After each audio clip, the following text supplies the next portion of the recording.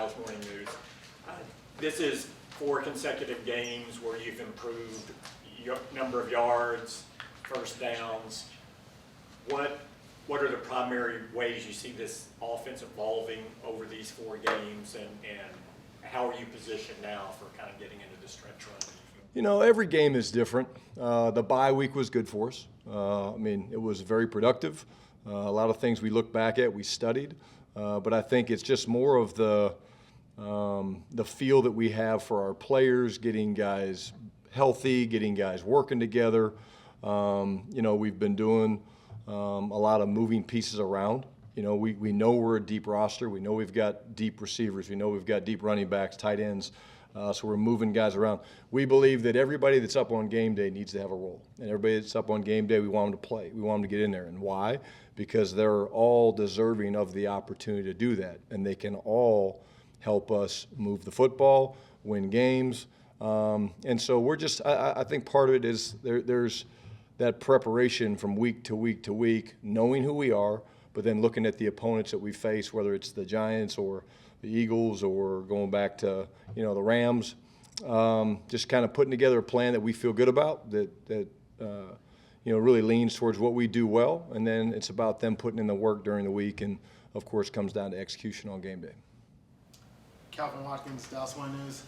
Seems as if every week we ask you about CeeDee Lamb, this tear that he's on. Have you seen anything like this in your career or anything of that nature? No, I really can't. And obviously I shouldn't, because it's a historical thing that's just you know happened. He's just amazing. You know, yesterday there was a big plan. They doubled him. I mean, they were trying to double him, and just you know, if you watch some of the things that he's doing, you know, at the line of scrimmage, releasing and things like that, even when he's doubled, and there are certain players like that in this league, right? And you know, we believe that even if a guy's doubled, it doesn't mean they can cover him, because there's a place that you can kind of throw the ball. But I always go back to, probably boring for you guys, the way he works. And what I respect the hell about him is he came out and said, hey, I want the ball. And we gave him the ball, and then they started doubling him, and we still gave him the ball. And but it was really cool for him to do that. Yeah, I really didn't know. Didn't know about the record. You know, we're just, like I said, every week's different, and you go into it, and then they said he needed whatever it was, and so proud of him. Brian Schottenheimer with ESPN. With obviously Dak handles the scrutiny of that position, playing here well. Is there anything since you've been around in the last year and a half, that you understand why or how he handles that better than most, or in any kind of way? Well, you know, number one, no matter where you play, when you play quarterback in this league, right, you're going to be under a microscope. You know, this is a big brand. It's a big, you know, big organization with big personalities and a ton of success. And so when you're the quarterback of this football team, that's going to come with it. I really think when you talk to him and you hear the things that he's had to endure off the field, he's able to go out there and play free. He knows who he is. He's very comfortable who he is. He doesn't put on a face for a fan or someone that comes up for an autograph different than he would with me or a teammate or you guys. He's just the same guy every day. But as I get to know him more and more and more, and being around him, just you know, talking to him and sharing experiences, which I like to do with all the guys, and just tell them my scars, tell them things in my life that have been hard, and sharing some of the stuff that he's been through. You know, it's an unbelievable opportunity we have to be involved in this game, in this league, on this team, and I just think he's able to go play free, knowing that he's great at what he does, but there's been things in his life that he's had to overcome, and so. With the position comes criticism. With the position comes a lot of adulation when you're playing well, but he's the same guy every day. Then on your other quarterback with Cooper, when he comes into the game, sometimes it's, hey, just hand the ball off and let's get out of here. He kind of, obviously the interception is a pass he'd want back, but what do you think he was able to do, and why is it important for him to take those reps as a, you know, because you never know what's going to happen? Yeah, well, again, you know, we really want to get him some time. I mean, to play. We've played him some, and when we were playing him earlier in the year, it was kind of more of a, hey, let's run the football, see things. But, he needs to play. We want to get him to play kind of like they were doing with DeVito. They had to get DeVito some reps and throwing it around the yard some. But, you go in with so much confidence with Coop just because, again, he knows the system as well as anybody. And it's cool sitting over there with those guys on game day and, having Dak and Coop on one side of me and Trey in front of me, just kind of talking through the game. Like, his intelligence for the game is unbelievable. He sees things. And, not that all backup quarterbacks aren't into the game, but when you watch him on game day, if you had a camera on Cooper during the game, he kind of stands off by himself, and he is dialed in completely to what's going on. And so we come over, we get the Microsoft Surfaces that we can kind of look at, but like he can tell you what he saw and what was going on, and hey, yeah, the corner bit, or hey, they rolled the 3 late, or hey, they fired. Like he's totally engaged. He's very, very intentional. And again, I think he's probably learned that over time, just that, every rep that he gets, because Dak's pretty selfish during practice. Like Dak wants all the work, man. He just wants to get all the work he can get because why? He's a grinder and he loves it. So Coop's learned, hey, I got to take advantage of every opportunity I get to be ready, and it's cool to watch him on game day. You guys should do that. John Short of The Athletic, sticking on the Dak Prescott topic here. These last 4 games, obviously the numbers look great and he's playing well, but is there any aspect of his game that has maybe stood out these last 4 games to you, just like that really impressed you, something that he's been doing? I think the decision making. Every time a quarterback drops back to pass, there's a footwork grade, there's a decision grade, then there's an accuracy grade. He's really seeing the field well. He's going through his progressions. He's being decisive. He's not putting the ball in harm's way very often. There's one I know yesterday he'd like to have back, but. The decisions and the way he's seeing it is just very clean. And it starts with his preparation during the week.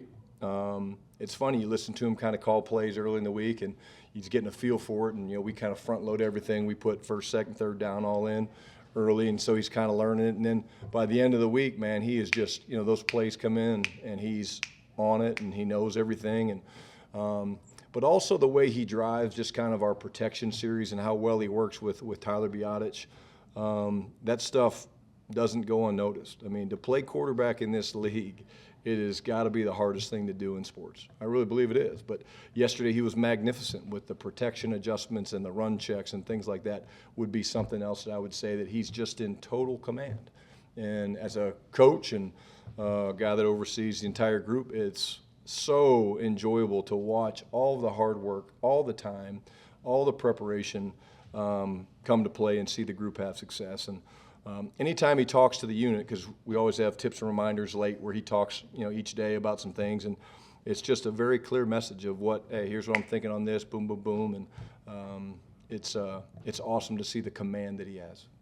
Sakis of The Athletic. Brian, sticking with the Dak topic, we've asked you in the past about the trust factor that he has, but I'm curious how you see it manifest itself in the moments when Luke drops a ball or Jake drops a ball or something like that. Is there something you see, or is it just coming back to him the way he did with Gallup last week after he dropped a pass?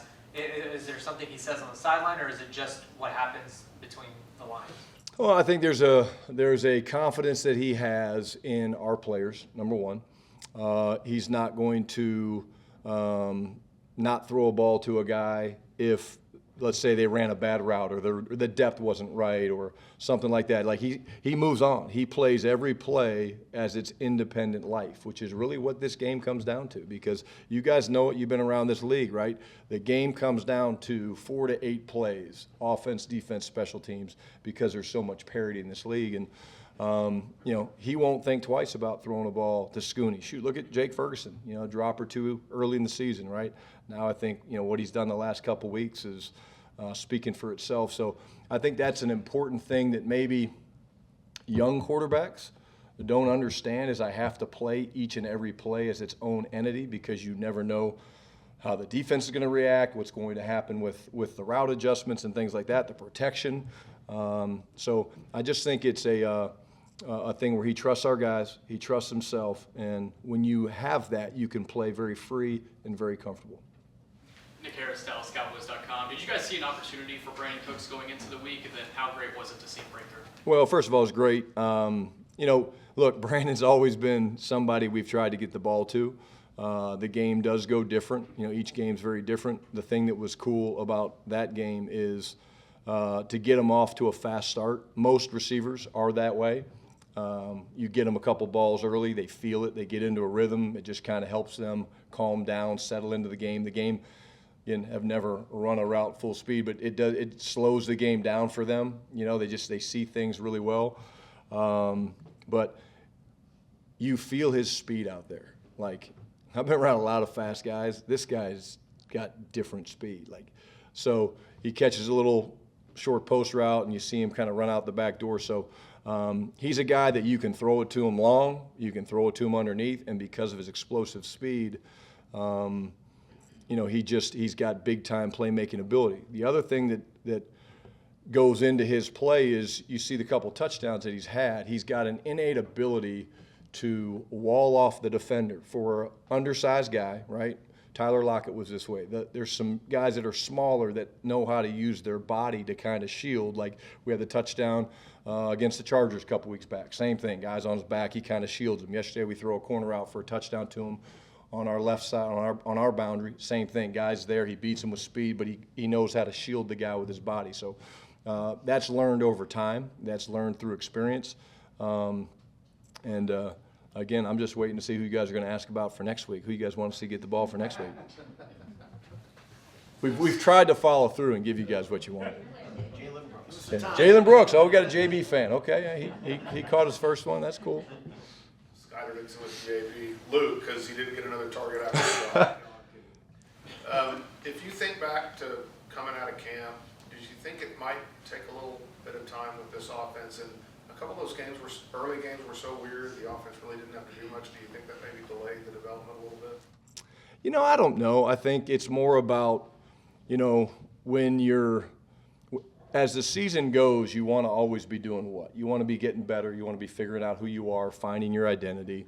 You're exactly right. The first couple games, it was weird. You look back and, you know, it never felt like we had as many trips to the plate, if you will, you know, in terms of some of those games. But I really do think that coming out of the bye, we were able to have some really good discussions, talk about a lot of things, talk about our player deployment, how we want to use people, and the ball distribution and things like that. So, you know, I wasn't ever concerned. We're a very talented team. We got talented players that work their asses off day in and day out. And whatever we emphasize with these guys, they give it to us. And that's all that you can ask for as a coach. You know, our meetings are awesome, and we make them interactive. We make them talk. We make them speak, because it doesn't want to be just me or Mike or one of the coaches up there speaking. We want to hear them speak and talk about what they see. So, you know, I just think we're playing with a lot of confidence right now.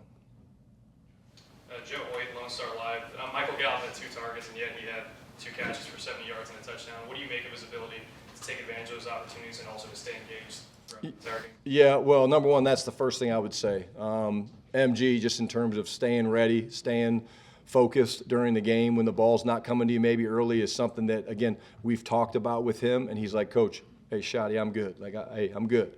But his ability to make those plays, I thought the first one was really unbelievable, because Dak kind of launched it. He was actually a little bit late getting it up, and MG was kind of stacked side by side, and so it's one of those deals where Dak threw it, he trusted that Michael would get on top and stack the defender, which is what MG did. He kind of fought through the contact, but it was an unbelievable catch. And then the one down their sideline later, it was a completely different catch, right? It was a shorter throw on purpose, and he was able to go high pointed. So really excited about MG, you know, and again, there's one ball. And so as the ball gets spread around, right, like whether it's Brandon, we joke about it, whether it's Brandon or MG, whoever, like, you know, just keep running. Dak's going to find you. You know, Dak's going to go through his progression. And if you're the first open guy that gets it, guess what? You're going to get the football. And we keep saying that to those guys. And, you know, we've also been able to move MG around way more than they've probably done here in the past, and that's a credit to him of how hard he's working at it and he's studying at it. And again, he's going to have another game here in the next, you know, couple games where he goes off. So really excited for him and really proud of him. Christy Scales, Cowboys Radio. Yesterday, as the third quarter's winding down and the points have been piling up, presumably the staff is thinking about, hey, getting the young guys in and rest the starters. When did the staff know about CD's possible record? How did you find out? And then can you just talk about the logistics and communication in making the decision to? Sure, yeah. Like I said, I had no idea. We found out when we were getting ready to make some substitutions. It was Dak's last drive, I guess, was it? I don't remember the touchdown that we had, but came over and we're making the substitutions, and it came to our awareness that, hey, he needed 8 yards or whatever, I think, and a catch. And so at that point, you know, I went to Mike and just said, hey, Coach, hey, what do you want to do? Because it's got to come. That's got to come from the head coach. And he's like, let's do it. You know, and I think that's a credit to Mike. Like, I mean, you're talking about something historical. You're talking about something that's never. I mean, I told CD after the game, we were waiting for the clock to wind down. I said, I hope they ask for your shoes in Canton. I mean, it's never happened before. And he kind of looked at his shoes like these, like these. I was like, well, they're pretty sweet. But I think it shows you that Mike appreciates how hard our players work, and he would have done it for anybody, you know. And that shows you the type of relationship he has with the team and the players. And I've been around some coaches. Probably my father would have been one that'd be like, "No, we're good. We're not going to do that." But you know, CD wanted to do it, and we talked through it, and it made sense. And now, when he did cut that one back up inside, we were a little concerned because we thought he has it, maybe he doesn't have it. We're not sure. But like I said, just really proud of CD. And I assume you communicated to Cooper Rush, hey, these first two are going to. There was definite communication that said, don't force the ball, but if he's available, here's what we're trying to do. And so Coop was right on board with it. Dak actually wanted to go back in and do it, and we were like, yeah, you know, Coop's got this, so we'll sit this one out and be a cheerleader. Michael Gallup, Dallas Morning News, you mentioned Goddard a little bit earlier. He had a lot on his plate from Dexter Lawrence and some of the schematic challenges that the Giants present. How do you feel he dealt with all of that? No, unbelievable. Unbelievable. I mean, you could start with just Dexter Lawrence. I mean, this guy is just a dynamic player. And, you know, they create one-on-one matchups. And Tyler is a absolute warrior. And he's the type of guy you love because he has the mental capacity to play an unbelievably physical position against some of the best athletes and players in the world, but yet keep the intellectual part of it in terms of declarations and making points and adjustments. And there's so much that goes into the communication. Like, you don't get a 7 or 8 man blocking scheme, run or pass, done without a proper declaration and then multiple calls. And so to be able to do that at the highest level, and it's like every week he's done it. And I think that the league should take notice of what a great player he is, what a great center he is. And I know just the command that he has and the way he leads that unit, surrounded by some really Hall of Fame players, right? You know, talking about Zach and Tyron and guys like that. Tyler has taken a huge step in terms of his leadership, and you know, he helps orchestrate and kind of drives that group. Thank you. Good. Thanks, guys. Thank you.